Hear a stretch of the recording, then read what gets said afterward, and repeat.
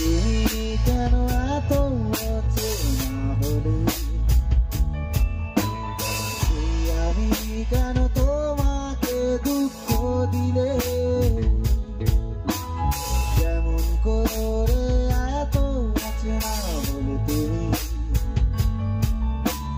কিভাবে এত বদলে গেছি এই আমি, ও বুকের সব কষ্ট দুহাতে সরিয়ে চলো বদলে যাই।